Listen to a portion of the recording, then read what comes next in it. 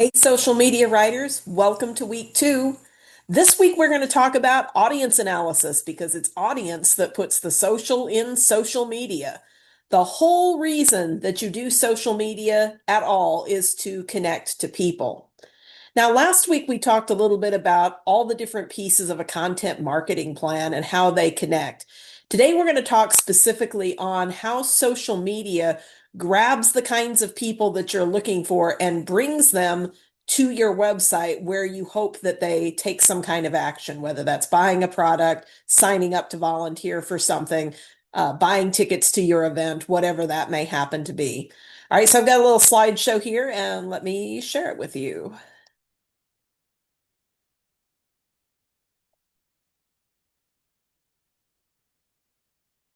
Okay, so obviously you hope that when you're writing for an organization that the centerpiece is an informative, well-designed website, and that's awesome. But now your next challenge is how do you get people to find that website? Uh, and we read about last time, many people will search for you if they have a specific need. And so it's very important that your page is designed in a way that is search engine optimized and makes it easy for people to find you. But the other part of the problem can be, what if they're not searching for you? What if they've never heard of you? What if they don't have a specific need that necessarily causes them to go to a search engine to try to find you? You then have the challenge of grabbing their attention and building trust. And that's what your social media is for. So if we look at this digital ecosystem of content marketing, so there's your website. That's where most of your detailed content is located. That's where most of the information is. Your blog is a place that you're constantly updating, where you're bringing new material forward and communicating your point of view, offering things that the audience wants. And your social media is where you engage the audience and distribute the content. Email is for connecting directly to the people who've signed up to be in contact with you. And the goal of all four of these things is to give that value and build your trust and support. Okay. When you're out there trying to grab people's attention, you're going to want to use kind of a blend of advertising and content marketing. So, content marketing doesn't necessarily have to be paid. It is a process of just putting out good social media content on a, daily or weekly basis, some kind of a predictable schedule so people know to anticipate when cool content might be coming up.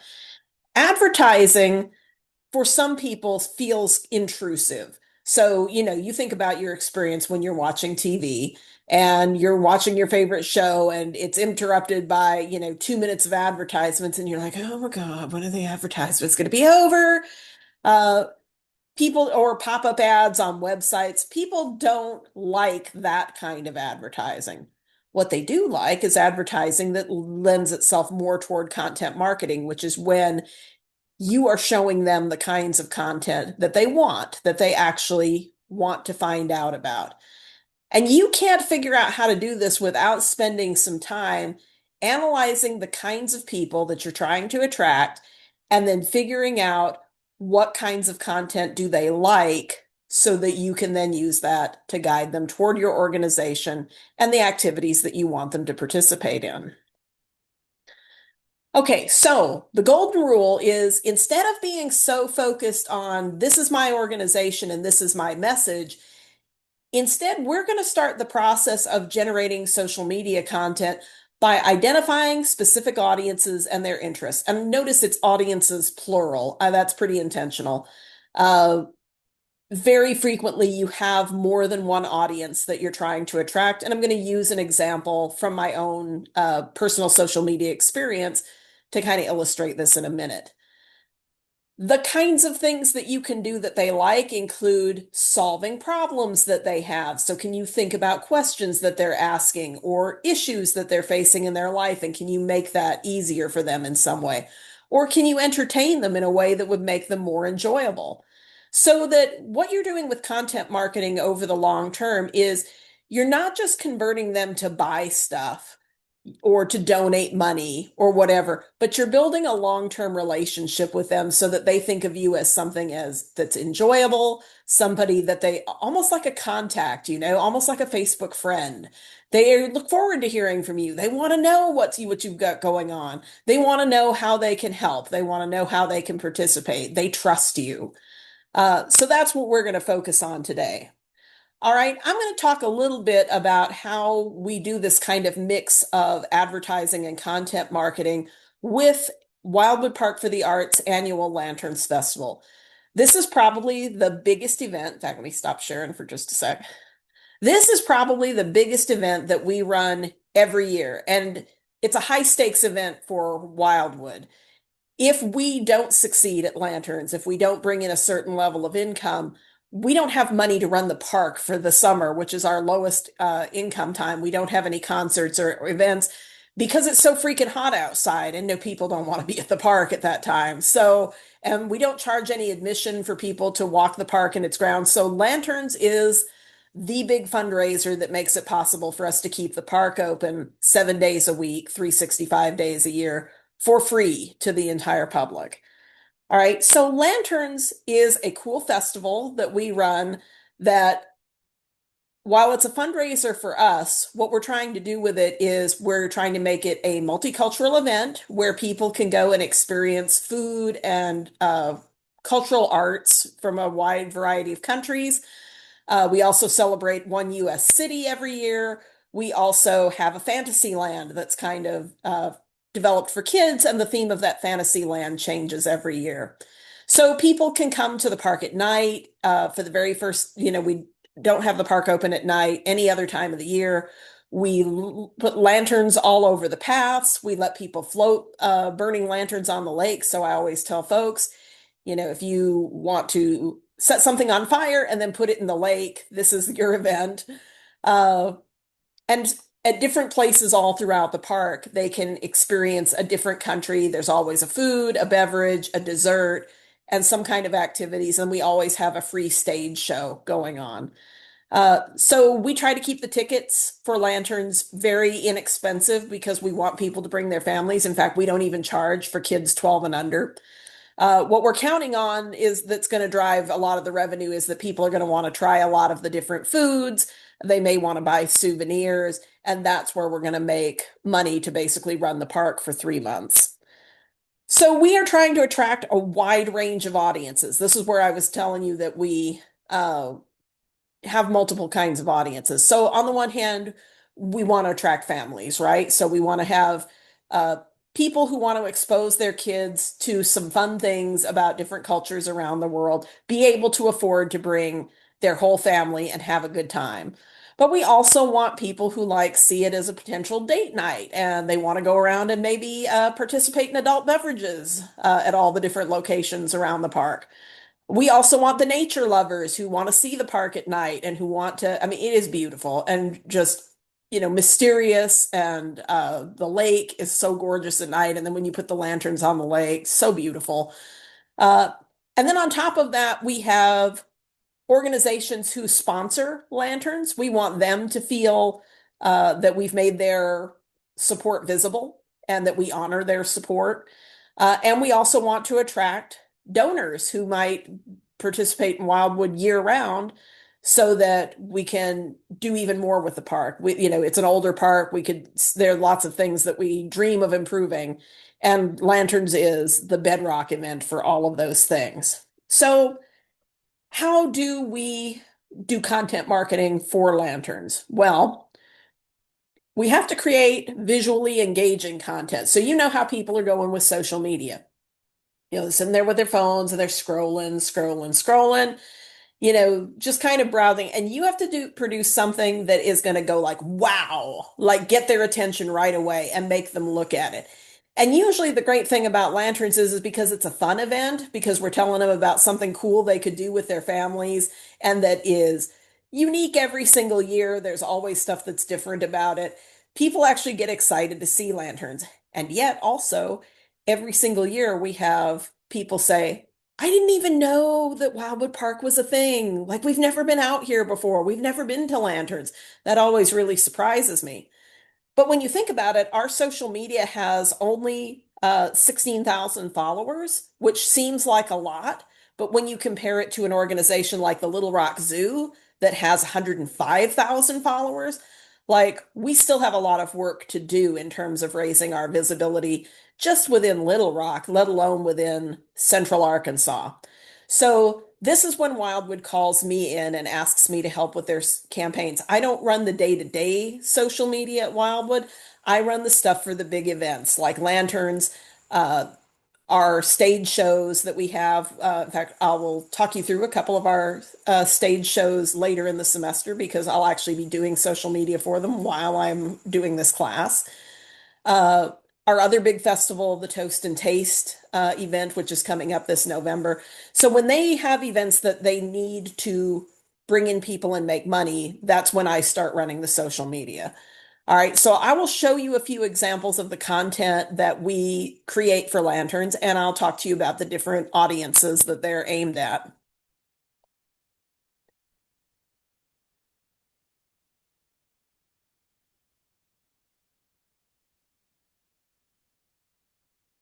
Okay, so here are a few examples of our social media. Uh, First of all, I have at the top here one of our billboards. Like I said, we do a combination of different things. We don't rely all of our advertising on just social media. We do some billboards around Little Rock, usually 5 to 6 of them. But those are, by the way, are hugely expensive. Do you know that it runs us $2,000 to $3,000 to grab 6 digital billboards in the city for a space of 2 to 3 weeks? Like that's ridiculous. I can do way more with $2,000 on social media than I can with billboards, for example. We also do a little bit of radio advertising and we try to get some free TV time. But so this is the billboard that is like the simplest thing. And this also shows you immediately what some of the challenges are of both billboard design and social media writing, which is there's not a lot of space for text. And you've got to do something that visually gets people's attention and communicates the information quickly. So here, where people are driving past the billboard, we literally have time for a cute photo of kids putting lanterns on the lake, the event name, what is this thing, when is it, go to this website. That's it. By the way, that's my website. I built the wildwoodlanterns.org site, and it is devoted to nothing but lanterns. It's completely separate, even from Wildwood Park's regular website, other than it. Hopefully, this stuff drives you to the website. Then then you learn about the festival on the website. So that's where all the festival content is. And then that drives you to Wildwood's main site to get your tickets. All right. Down below that are some examples of social media posts. So again, one of the biggest challenges that I have for an event like Lanterns is I have to communicate what the event is in an image when there are lots of different things going on at the festival. So notice for Lanterns last year, we had 6 different what we call vistas. That's the countries or fantasy lands or cities that we're highlighting. And this post right here, this post image rather, is our first big announcement of what those lands are going to be. And what I'm going for is, again, something that is visually stunning. You notice that I put it on black so that it kind of looks, it has that nighttime lit up kind of look to it, and just something to suggest what the places are. Then later in the campaign, for each one of these locations, and you'll see Australia here as an example, each piece of the campaign, I create another post that shows more detail about they can expect there. So I always include a flag that represents the place, one of the dishes that they're going to serve. So in this case, Australia was doing shrimps on the Barbie, and so of course we put the shrimps there. They had a special cocktail here. They had a cake that was particular to Australia, and then this picture that carries over from the original thing. So it all kind of ties together. And then again, remind in every single one of these, constantly reminding them where and when this is. So here's the dates. Here's where Wildwood is located. Here's what the ticket prices are. Here's where you get the information.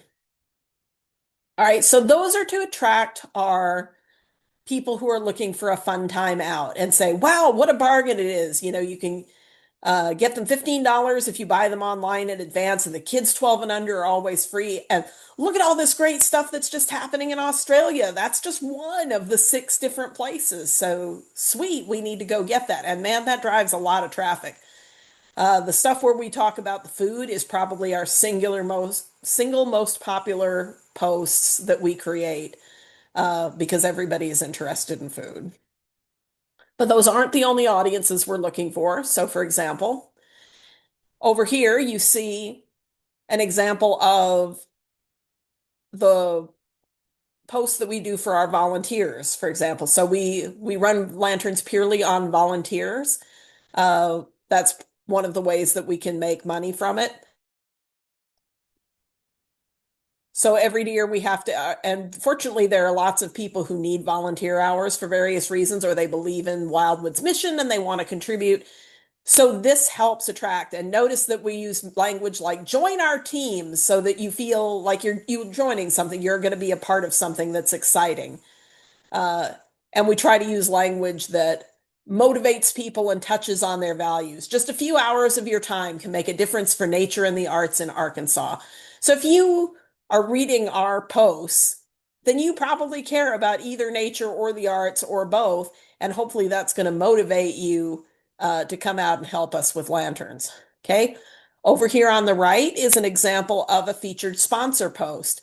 So for all the different sponsors who contribute in some way, whether that's donating materials, advertising, or actual money to the event, we do a featured sponsor post where we highlight their website. And that's part of the social too, right? Is that, they want to feel valued because they gave us money.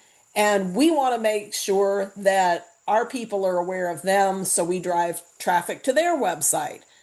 Uh, Another thing, an example of a different type of thing that answers a question is, where do I park at Lanterns?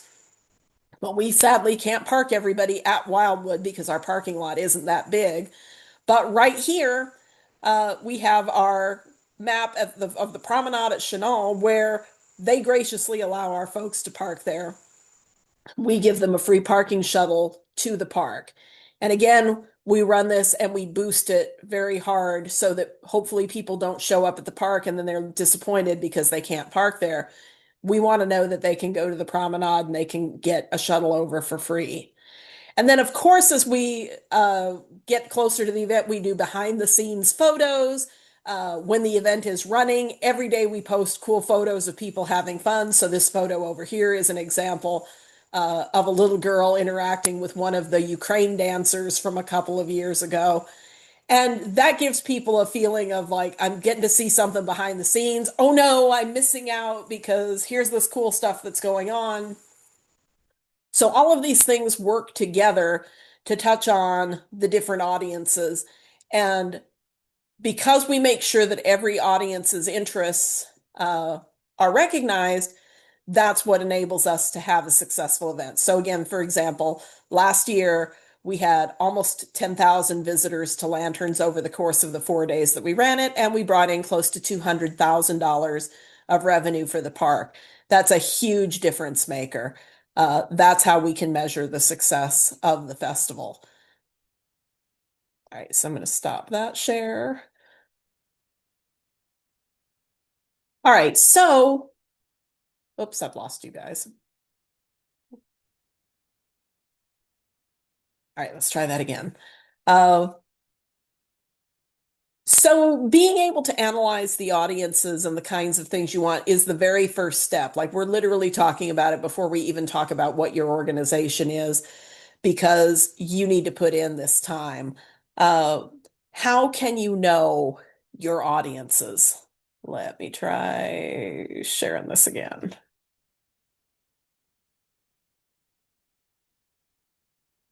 Dang it. Oh, here we go.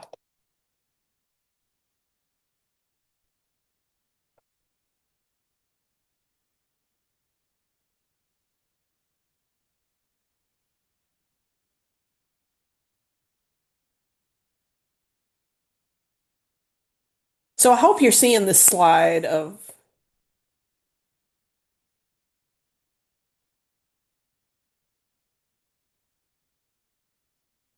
All right, hang on, try this one more time. Yeah, no, that should be right. Okay.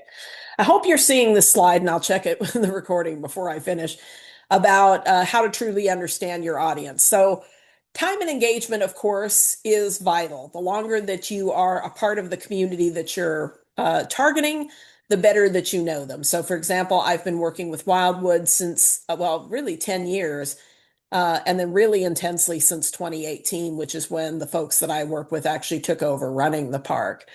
So I feel like I know the people that we're trying to serve extremely well. Uh, by the community too, I mean not just the organization itself, but also the other types of organization in the state or in the city that do similar kinds of work. So you kind of know your competition as well. You know the arts community, for example, if you're Wildwood Park, and you also know the parks community because we're actually parts of both those communities. And we have to work to try to stand out from those audiences as well, or stand out from other people who are in that space, as well as in the nonprofit area, it's not polite to be too competitive. So we don't ever bash the other organizations or say, like, we're the very best. But we need to also understand how to be unique and attract audiences who like many of the same things. Now, if you're new to an organization, and even if you're not new to an organization, it's also really important that you have direct communication with your potential audiences. So, talk to people at events. I often lurk. I work the box office at almost every event that we run, so I can hear what customers are saying.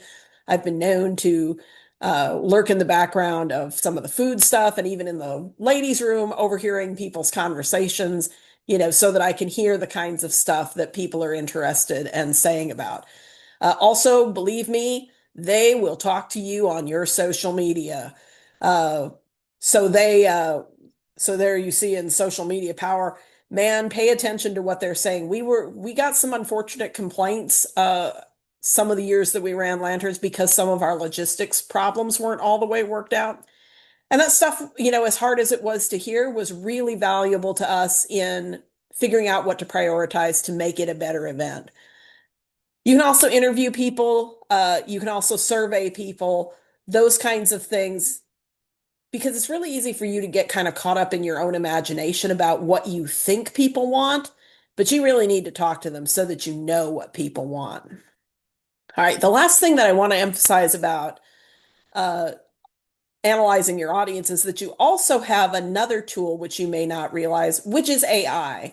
So the very last section of the reading that I've asked you to do from chapter 4 today talks about creating what it calls AI personas. And you can actually ask AI to help you figure out which audiences uh, you ought to be addressing in your social media. And interestingly, although I do not endorse using AI uncritically, there are some things that it's good for, and there are some things that it's not good for. It has been trained on an awful lot of marketing material, so it can be surprisingly good at marketing. So I will show you an example here of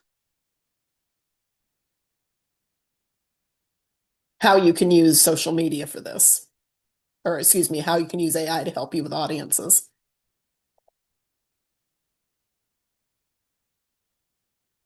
Okay, so here in a Google Doc, I have a prompt that I plugged into ChatGPT. Uh, you can just type ChatGPT right into Google and it'll take you there if you have never visited it before. So I gave ChatGPT this. I said, I manage the social media for Wildwood Park's annual Lanterns Festival. Here is a description of the festival. And I literally went to the Lanterns webpage and copied out the description of the festival, dumped it into ChatGPT, and then I asked it, based on the description I gave you, what audiences do I need to appeal to in the social media content for Lanterns? And now I'll show you what it told me.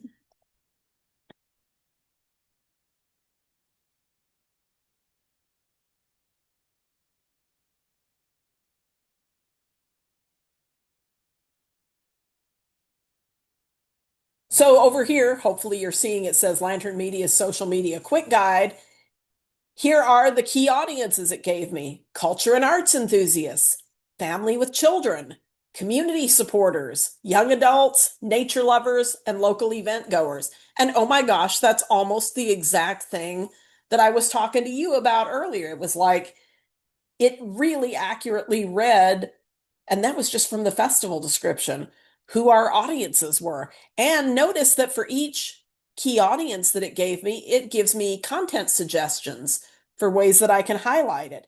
And then I didn't even ask for this, but it gave me platform strategies. So for one, two, three, four, five different platforms, it gave me ideas for things that I could do for that. That's pretty sweet. And man, I cannot even tell you how valuable that is when you're brand new to the organization and you need something to generate content quickly and you don't know it because you haven't been a part of the community long enough. Uh, so all this to say, AI is surprisingly good. Uh, it is way better. Like, for example, what I would do is if you know the community, you should, of course, brainstorm your audiences first and their needs. But then I would sure check it with AI to see if you've missed anything. And I think you can take much of its advice seriously. Uh, so if you use this combination of your own brainstorming and knowledge, actually talking to the audiences if you have access to them, and then confirming it with AI, you can get a lot of useful information that will help you generate effective content. And that will help you towards your final project in this class. So this week's assignment is for you to discuss audiences that might work for the organizations that you guys are thinking about using, and maybe to try out some of these different techniques to help you get some content ideas. Okay, thanks, y'all. I will see you next week. Bye bye.